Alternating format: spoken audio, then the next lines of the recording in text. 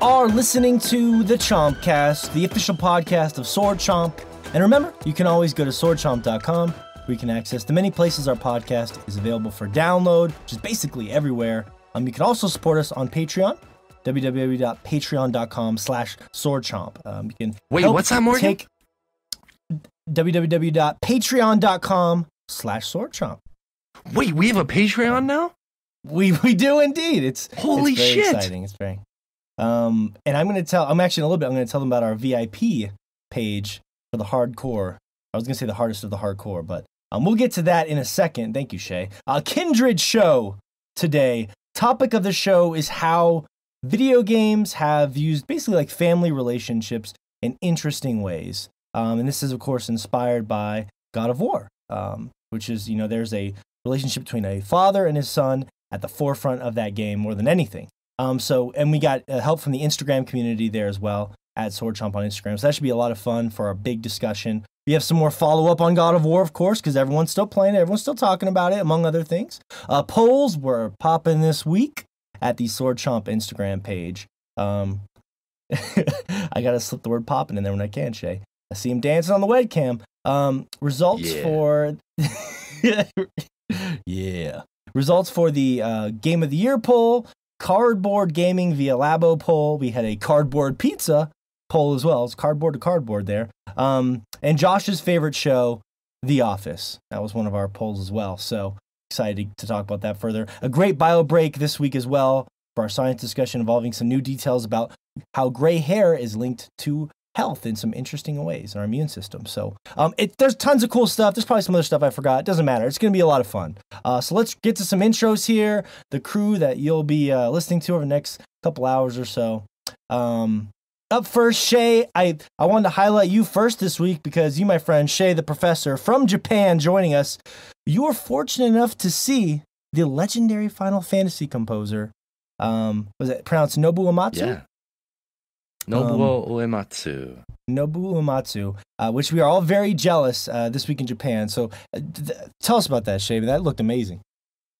Yeah, dude, it was like, it's weird because, like, I'm sure as you guys noticed, I'm not going to go too long on a diatribe, but, like, as you get older, you get, like, less excited. Well, I guess for me, I get less excited as I used to, like, when I was, like, 16 and I was going to a badass concert. And so I felt, like, some excitement, but I wasn't, like, super, like, feeling the hype. And then we get to the venue, and I was like, oh, I'm starting to feel a little bit of hype, and then I get in there. And then they're just blaring all the Final Fantasy music, and they have Final Fantasy, like, fight sequences from different Final Fantasies on TV. And they have all these, like, little miniature cardboard characters, which I'm going to post on my Instagram later. And I gave you guys one, actually, in the private. But I was getting hyped. And then they have the orchestra out there. They do their, like, the first song. And then... Nobuo wasn't actually... What was the first song? What was the very first thing they played? Man, I should know this.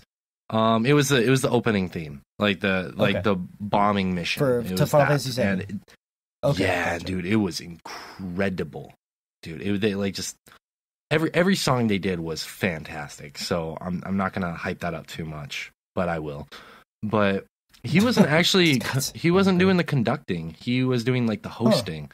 Oh, interesting. Okay. So there was another conductor, and the conductor was super good. He was animated, it was good, but like Nobuo was doing like some banter, like trying to basically sell some merch, tell some history, and like do like the transition. He was like stuff. A host. Yeah. He was, but then he did play a few songs. He actually did this like they did the Moogle theme, and he actually did some dancing with two of the other hosts, and it was really cool to see him do some dancing.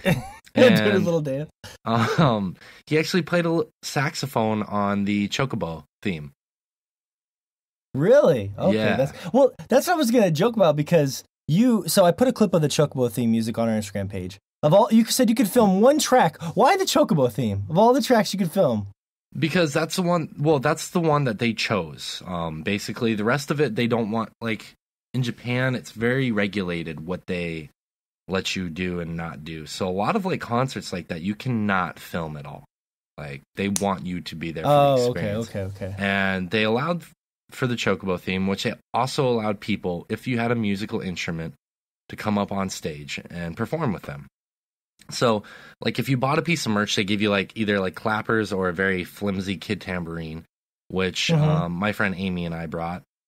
And then some people brought guitars, some people brought, like, musical instruments, like wind instruments. Some people really got into it. And there's actually a part earlier in the show where if you knew how to play the recorder, you could play one of the songs, which I don't remember which song it was. I know, it's terrible of me. Just like play along to it. That is fascinating. It was cool. Yeah, it was really cool. And the conductor so it's like big, actually like audience the crowd. Participation. Yeah. Wow, that is cool. That is cool. Dude, it was cool. Like they played. So in the video, you were just like right up on there. Yeah, they didn't play the motorcycle theme, and they did not play Still Fighting, which is like the boss music, and they did not play the Turks theme, which were three of the ones I really wanted to hear. But they did a really, like I said, they did the map music, which was like that was the most visceral experience out of the whole thing, because I was sitting there and, like, you guys know, you've heard that music a billion times, and you're like, it's the map music. But the way they did it, like, it was super solemn, and it was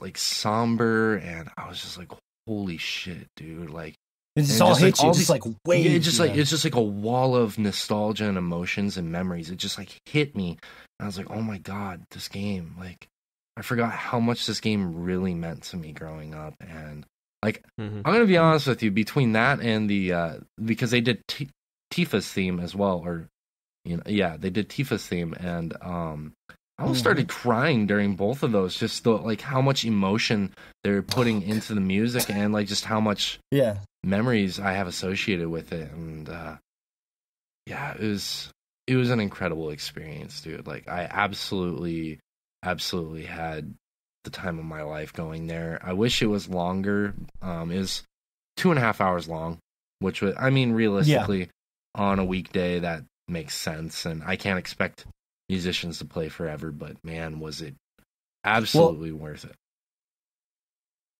Yeah, that sounds incredible. Well, we're all very jealous. I will say it's a nice transition for me to our next host, because, I feel bad, Shay, because in my notes I had put down, I thought it was a choice to pick the Chocobo theme, and I was like, man, Shay's like my best friend, but I feel like in life, every time Shay's going to take a left, I'm going to take a right. Every time I'm going to take a right, Shay's going to take a left. That's just like the fun dynamic of our friendship. You know what I mean? Yeah. And I was like, he just probably took the Chocobo theme because he was being strange. But it's not the case. That's not the case. That was the one they wanted for you to film. No. But I had this whole joke lined up where I was going to say, you go left, I go right. You go, education and safe sex. I go herpes and unplanned pregnancies. And Jesus. That was going to be my... we're diverging past here. So you chose herpes? God. Morgan? Well, I'm just saying that's come on now. That was my transition, because I was going to say... picked a more appealing VD? Well, that's a good point. We should break that down one day. What's the most appealing sexual disease? That's the next gas station philosophy podcast. Yeah. Save it for that. Anyways, that was my transition. I was going to say, speaking of herpes, Fish is here. And Fish, I was wondering, with the micro penis... I just cropped up. Better pop me. With the micro penis, is it competing for length with a herpes blister for, like... how does that work when you have a micro penis and a herpes outbreak?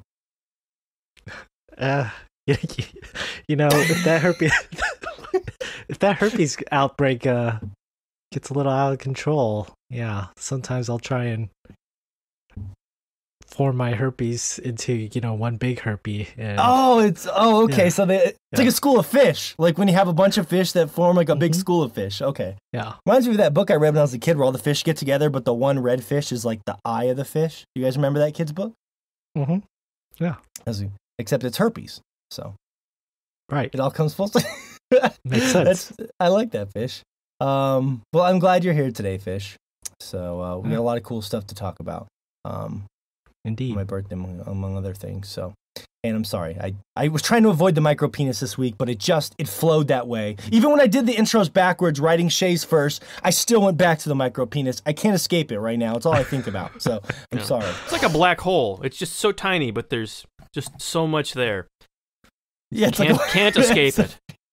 It is a void. I was gonna say you can't. Void, I was gonna say you can't see it, but you know it's there. That's what I was gonna say. But You can do it. It's definitely there's a void, a lack of something there. So it's definitely a void. That's.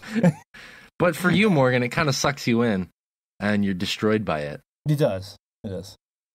It is.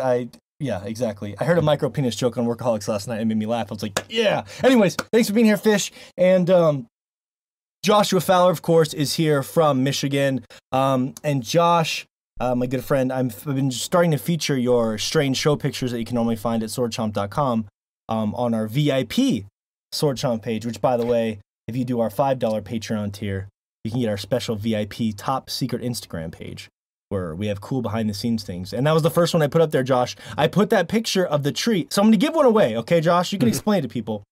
I put one up there. It was the tree. It was a joke from the last show, and I was like, does anybody get this? I didn't get any comments. So I want everyone's gonna be just as confused as I am. But if you go to our website, so it was like a tree with the actor, what's his name? Idris Elba. Elba, that's what it is. Okay. He's a good actor. I said actress, didn't I? Sorry. Actor. I don't know if you did or not. From, Normally I would have there were jumped talks on you about for him. that, so I assume you didn't, but I think I corrected myself. My brain is feeling in top form today. So I had a couple beers earlier, so I'm kicking on all cylinders.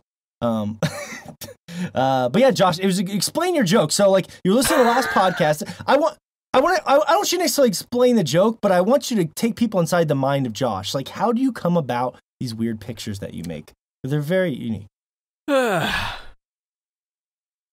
it's different each week.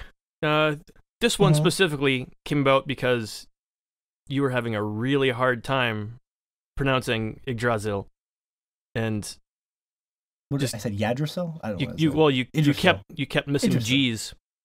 There was never a G in that word when you said word. it, so I kept hearing Yggdrasil, and okay. yeah, Vagisil. We take it right back to the herpes. Can I get some of that Vagisil? Yes, can we damn send it. some of the fish? We need Sword Chomp brand Vagisil. Really, we should get into that game. No, we don't. For fish. No, we don't. just sell some cranberry juice. Microcondoms. Oh, there you go. Josh is he's the old-fashioned method. Yeah. But yeah, there's a lot of cool pictures. Every week I'm going to put those up there. You can see them at swordchomp.com, but maybe if you want to guess, and we could talk about maybe the meaning of them every week on the private VIP page. It's an inside joke. But if you want to be in there, then maybe we'll let people in on the inside joke just to see how Josh's weird-ass mind works. It's a terrifying thing. The less you understand, the better. But, oh well. That's just the way it's going to go. Anyway, glad you're here, Josh. I, of course, am Morgan from Montana. And this is a lengthy intro because I'm mostly doing follow-up today. It's my birthday today, which is kind of cool. Of course, you guys know. Happy birthday. Oh, thank you. Thank you, Fish. And go fuck yourself. Yeah, thank you, Shay. That's about right. I'm just kidding. Happy birthday, buddy. It's funny because the way you guys are set up on my webcam screen, Fish is like the kind gentleman to my right. Shay is like the guy who's always heckling me on the left, and Josh is in the middle, sort of like the neutral but disappointed demon in my 3-demon tier. Like if you guys were all sitting, like Fish is on one shoulder, Shay's on the other shoulder, and then Josh is just like right in front of me, staring at me. It's because Fish has Jesus abs. Yeah. Yeah. There you go. The nice thing about that, though, moved is with the weather's finally starting to warm up, a nice 3-demon salad it really hits the spot when the weather gets warm. That sounds tasty. San Oni. San Oni. I like that. 3-demon salad. That's going to be... I'm trying to remember all the weird things that come up on that. All right, Fish backed away, so I think we jumped in front of the thing he was going to say, so he's like, fuck it. I'm out. We going to follow up on that, Fish, or are we good?